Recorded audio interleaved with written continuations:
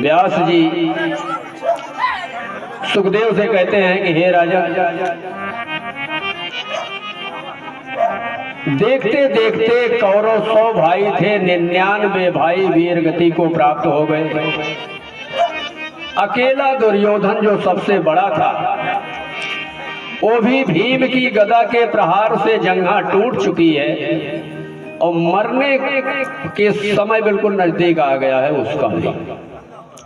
तो उसका बचपन का मित्र था गुरुपुत्र अश्वत्थामा। गया कहने लगा, हे राजा, अंतिम इच्छा क्या है तुम्हारी? मैं तुम्हारा बचपन का मित्र हूं, अपना प्राण देकर भी मैं पूरा करूंगा। आज्ञा दीजिए राजन कि आपकी अंतिम इच्छा क्या है? दुर्योधन कहने लगा, हे अश्वत्थामा, मेरे देखते देखते ने मेरे 99 भाई वीर गति को प्राप्त हो गए। मैं भी आज मरने पर उद्यत हूं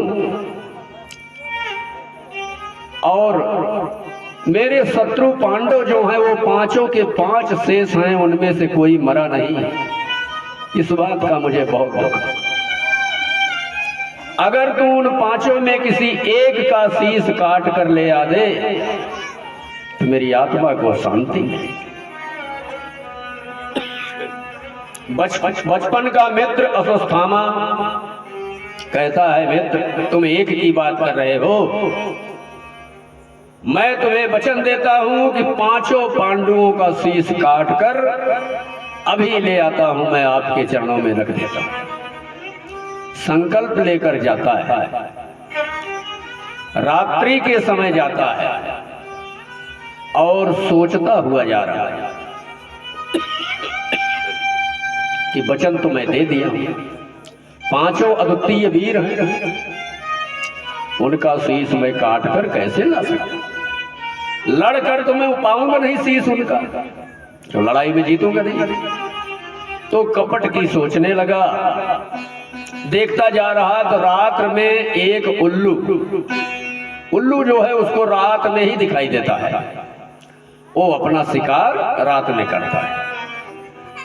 तो देख रहा उल्लू अपना शिकार कर रहा है, जानवरों को पकड़ रहा है, रात में पकड़ के खा रहा है।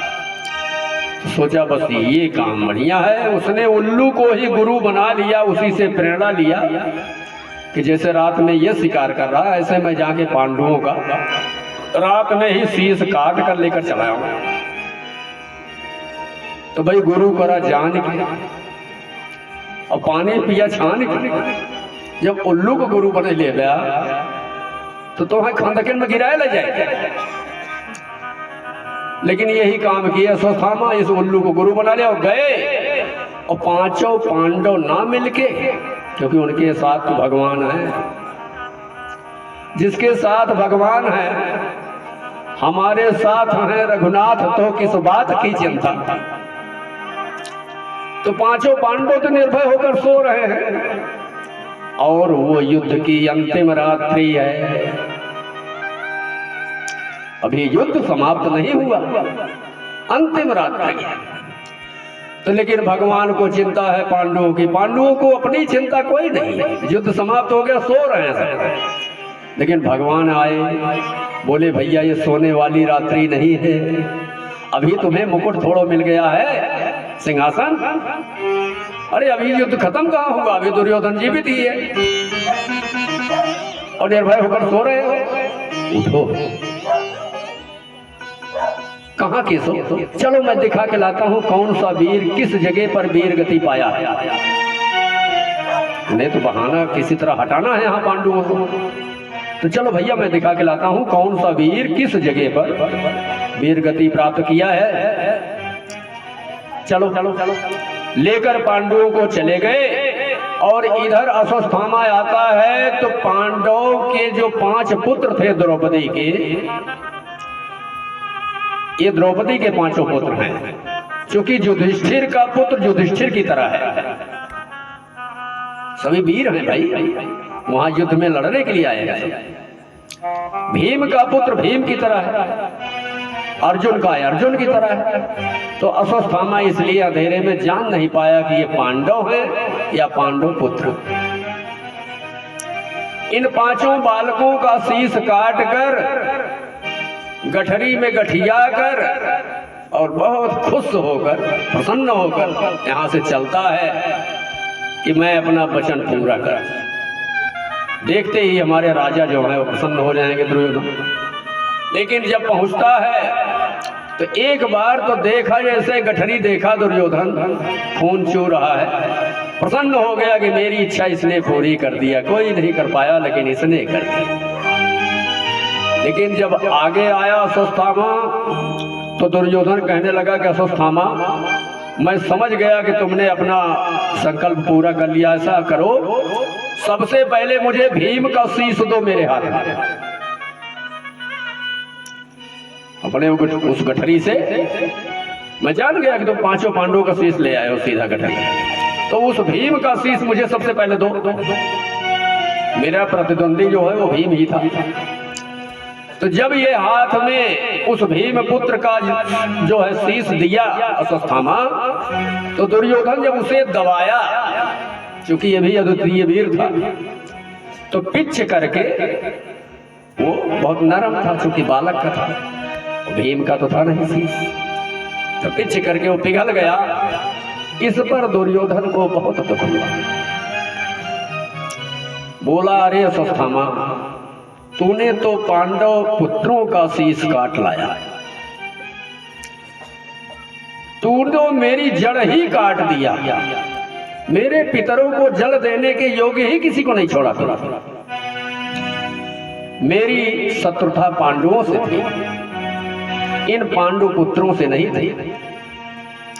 तूने तो इन पुत्रों का शीश काट लाया, और इसी दुख में दुर्योधन की मृत्यु हो जाती। तो अश्वत्थामा ये जान लेता है कि पांडव जीवित हैं, जिन्हें मैं मारने गया था उनको नहीं मार पाया, ये तो पुत्रों को मारा हूं, अब वो मुझे नहीं छोड़ने वाले। तो भागा। इधर भगवान तो पांडवों को लेकर सभी वीरों की जब दिखा रहे हैं कौन कहां वीर गति पाया है। यहां शिविर में द्रौपदी जब जागती हैं तो देख रही हैं कि पांचों पुत्र जो हैं उनके धड़ पड़े हैं और सर जो है वो गायब है, और लथपथ एकदम सारा बिस्तर है। तो चिल्लाई बड़ी जोर से। उनके रोने की आवाज सबसे पहले अर्जुन ने सुना और कहने लगे, केशव, शिविर में कुछ अनहोनी हो गई। तो भगवान कृष्ण ने कहा, हाँ भैया, अनहोनी जरूर हो गई, क्योंकि अंतिम रात्रि है। तुम्हें कहा था मैंने, सोने की रात नहीं है, ये युद्ध की रात है, अंतिम रात है। आए वहां संकल्प लेते हैं अर्जुन कि हे द्रौपदी, इन बालकों का हत्यारा 3 लोग 14 भुवन में कहीं भी होगा तो वो मुझसे नहीं बचेगा। मैं स्वयं उसे तुम्हारे पास लेकर आऊंगा और तुम अपनी इच्छा अनुसार उसे दंड देना, इसलिए रोना बंद करो। और कृष्ण को आदेश करते हैं अर्जुन की, केशव, मुझे वहां ले चलो जहां ये हत्यारा छुपा हुआ। इधर अश्वत्थामा भागता जा रहा है, जान रहा कि मुझे पांडव नहीं छोड़ेंगे। वासुदेव कृष्ण पीछा करते हैं। अंततः अर्जुन अश्वत्थामा को पकड़ लेते हैं। वासुदेव कृष्ण कहते हैं कि ले चलो पार्थ, इसे स्वयं द्रौपदी ही दंड देंगी। लेकिन द्रौपदी जैसे ही देखती हैं वो तुरंत कहती, चिल्ला के कहती, अरे छोड़ो छोड़ो छोड़ो, ये क्या कर रहे हो, और ये किसको पकड़े हो, छोड़ो इसको। तो अर्जुन छोड़ दिए कि बताओ जी, अभी तो रो रही थी, इनके पुत्रों का हत्यारा है, कह रही छोड़ो। तो वासुदेव कृष्ण कह रहे हैं कि अरे द्रौपदी, यही तो है हत्यारा बालकों का तुम्हारे। बोली, मैं जानती हूं, लेकिन फिर भी छोड़ो उसको, उसके केस पकड़े हो तुम लोग, छोड़ो उसको। अच्छा, पास आए, कहने लगे, द्रौपदी क्या बोली ये बताओ पार्थ, ये तुम्हारा गुरु पुत्र है। गुरु का पुत्र भी गुरु के समान होता है, और जिस गुरु ने तुम्हें विश्व चैंपियन धनुर्धर बनाया, आज तुम भूल गए कि उसी की वजह से आज तुम इतने बड़े धनुर्धर हो। मेरे बालक तो वापस नहीं आएंगे। और दूसरे, अश्वत्थामा अपनी माता का इकलौता पुत्र था। पिता इस युद्ध में मारे गए हैं द्रोणाचार्य, इसकी माता का नाम कृपी है। तो द्रौपदी कह रही हैं कि मेरे 5 पुत्र तो चले गए, मेरे 5 पति तो हैं मेरे पास, लेकिन इसकी माँ कृपी की दशा देखो कि आज पति भी नहीं है, युद्ध में मारा गया है, और इसके आंखों का तारा, इसके जीने का सहारा केवल एक पुत्र है अश्वत्थामा। इसे भी तुम मारना चाहते हो। अगर इसे भी मार दोगे तो कृपी किसके सहारे अपना जीवन बिताएगी? व्यास जी कह रहे हैं कि हे राजन, धन्य है वो भारत की देवी द्रौपदी, जिसे ऐसी माता है कि एक दूसरी माता का कष्ट उससे नहीं सहन हो रहा, अपने इस कष्ट को भूल गई। तो माता को भी विराट हृदय वाला होना चाहिए। ऐसे हृदय में ये माता जो है विराजमान होती है।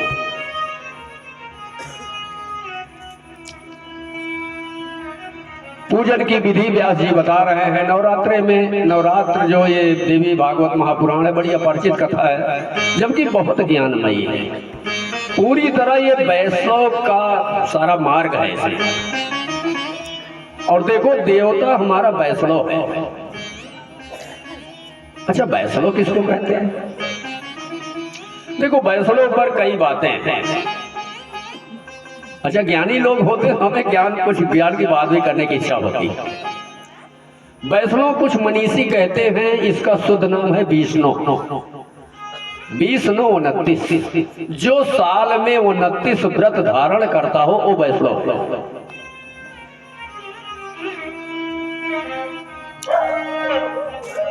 सबसे बड़े वैष्णवा नाम यथा शंभु, भगवान शंकर से बड़ा कोई वैष्णव नहीं। और सरल भाषा में वैष्णव किसे कहते हैं? तो वैष्णव जन को तेरी कहिए जे पीर पराई जान रे। वैष्णव जन को तेरी कहिए जे पीर पराई जान रे।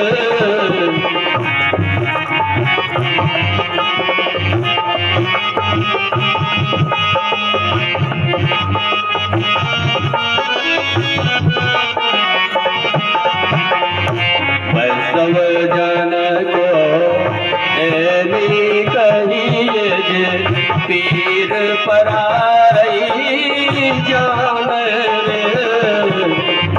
पर दुखे उपकार करे कोई, पर दुखे उपकार करे कोई, मन अभिमान न आवे रे। वैष्णव जन को तेरी कहिए जे पीर पराई जान रे।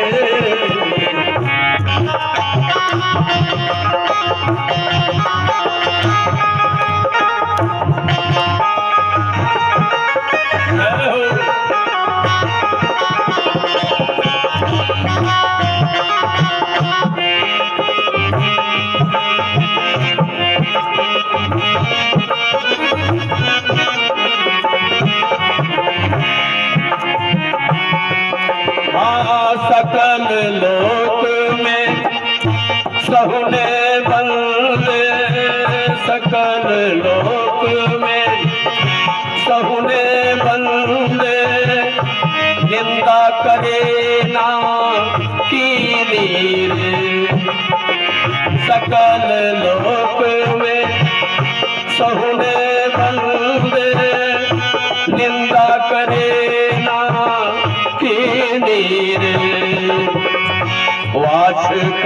काछ मन निर्छल राखे, वाछ काछ मन निर्छल राखे, धन धन जननी तेरी रे, वैष्णव जन को तेरी कहिए जे, पीर पराई जान रे, वैष्णव जन को तेरी कहिए।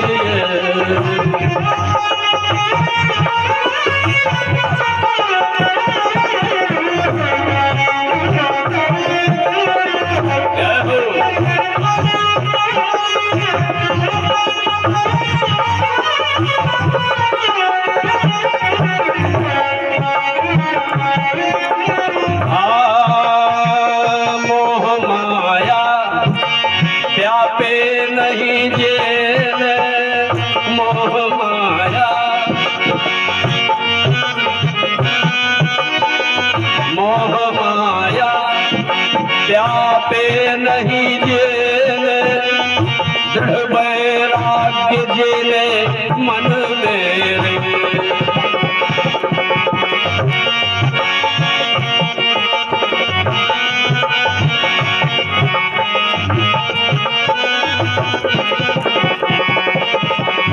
मोह माया व्यापे नहीं जेने, दृढ़ वैराग्य जेने मन मेरे,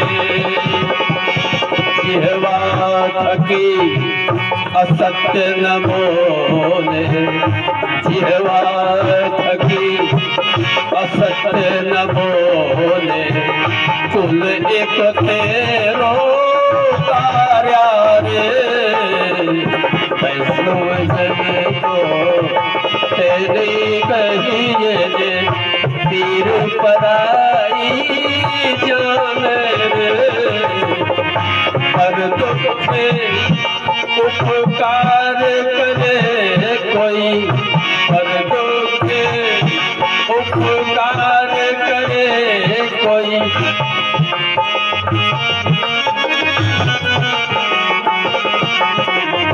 वैष्णव जन को तेरी कहिए, वैष्णव जन को तेरी कहिए, वैष्णव जन को तेरी कहिए।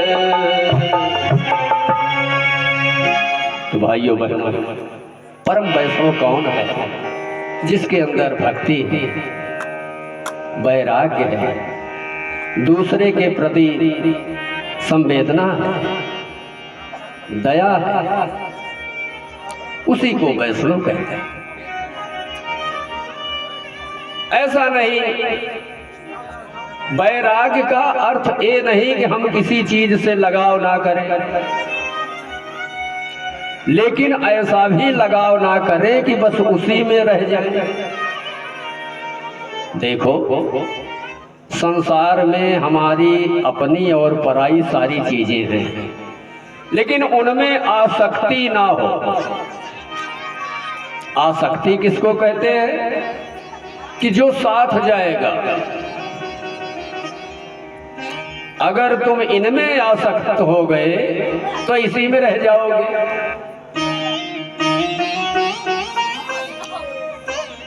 पूज्य व्यास जी महाराज कहते हैं कि हे राजन,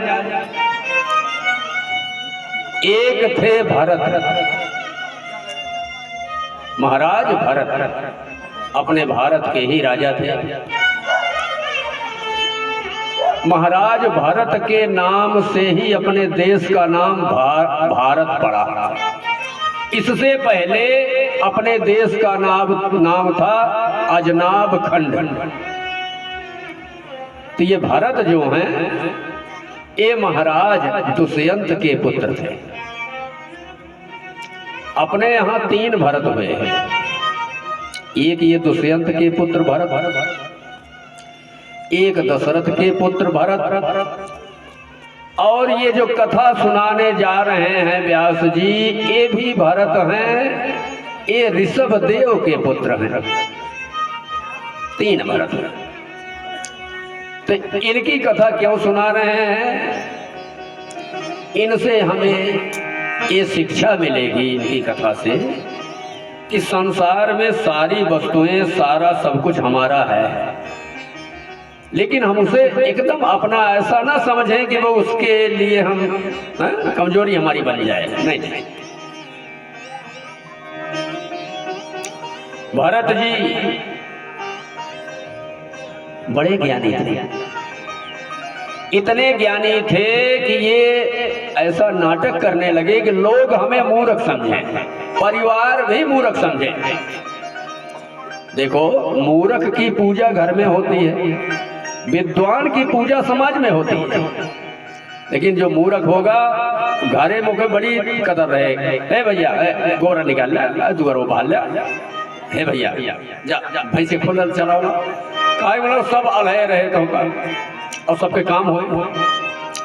तो मूर्ख ये बने हैं, लेकिन ये थोड़ा इतने चतुर हैं कि चतुर मूर्ख बने हैं। जैसे ये भरत कई भाई थे, तो जैसे भाई लोग कहें कि अरे बैठा राजा कुछ करके आ, तो ये फावड़ा उठावे तो एक ही जगह खोदना शुरू कर दें, एक जगह तो बिल्कुल कर दें कुआं और दूसरी जगह कर दें टीला। तो भाई लोग ये समझे कि नालायक किसी काम का नहीं है, छोड़ो।